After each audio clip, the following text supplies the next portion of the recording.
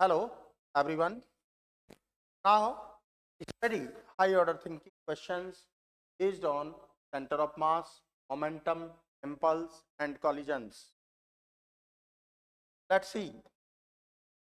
According to question, a particle of mass m dropped from a height h above the ground at the same time. Above the ground at the same time, another particle of the same mass is thrown vertically upwards from the ground with a speed root 2 gh. If they collide head on completely, inelastically, inelastically means after collision both particles move together. दोनों particle एक साथ move करेंगे vertically downwards. The time taken for the combined mass, देखो question ने भी कह दिया combined mass to reach the ground in unit of root h upon g. तो आपको root h upon g form में फाइंड करना है. इसका कोफिशिएंट क्या होगा? तो देखिए, from basic question, from question a particle dropped vertically downward, velocity zero हो गया भाई. Identical particle thrown vertically upward with velocity root 2. तो हमने सपोज कर लिया बेटा कि यहाँ कोलाइड हो, यहाँ पर कोलाइड हो रहे हैं, point A, point B, point C. तो कॉलिजन पॉइंट बी आपने एज्यूम किया. तो यहाँ से यहाँ तक का B to C and A to B time same होना चाहिए बेटा, तभी तो कोलाइड करेंगे. That's clear. अब यहाँ इनलास्टिकली कॉलिजन हो गया तो both particles m plus n दोनों फिर फाइनली वर्टिकली डाउनवर्ड जाएंगे आफ्टर कॉलिजन. That's clear. तो देखिए, पहले हमारी प्रॉब्लम क्या है फर्स्ट में इनिशियली कि हम ये टाइम फाइंड करें. That's clear. तो टाइम के लिए देखिए बेटा,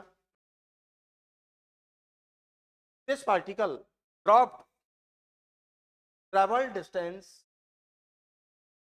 आप यहां से यहां तक ले लीजिए, टोटल डिस्टेंस तो आपको गिवन है,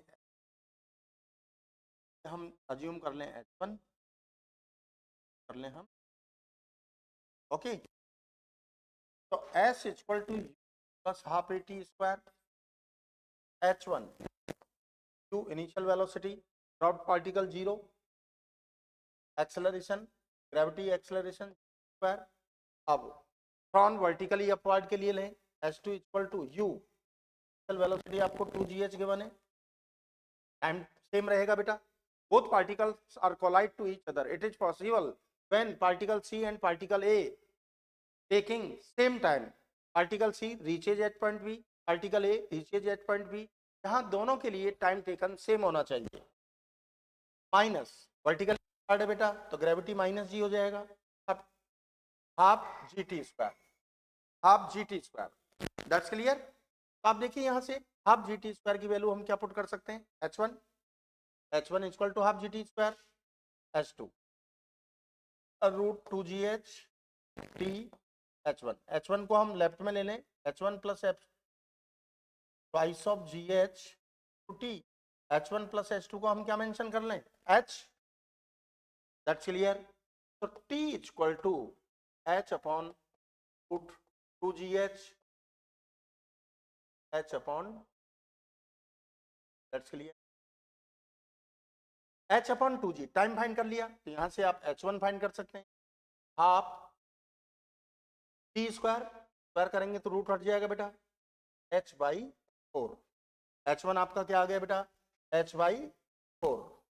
अब h2 भी फाइंड कर सकते हैं, h2 तो आप डायरेक्टली फाइंड कर लें, h minus h1 h minus h by 4 क्या आ गया आपका 3h बाई 4.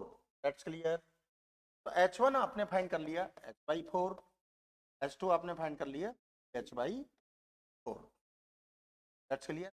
अब यहाँ इनइलास्टिक कॉलिजन हो गया. You know that from basic theory, inelastic collision both particles are combined to each other and moves together vertically downwards.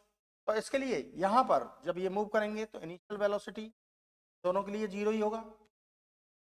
Travel distance collide to ground 3h/4। अब देखिए बेटा s equal to u plus half A T square. अब ये time हमने क्या assume किया है, इसके लिए हम टाइम ले लेते हैं t1। तो 3h/4 इनिशियल वेलोसिटी 0 हो गया बेटा, हाफ जी 1 स्क्वायर। तो t1 इक्वल टू 2 जा 4, 3h अपॉन स्क्वायर रूट। तो कॉफिशिएंट ऑफ h अपॉन जी आपका क्या आ गया, √3/2। √3/2 your correct option, √3/2। Let's see. Okay, thank you.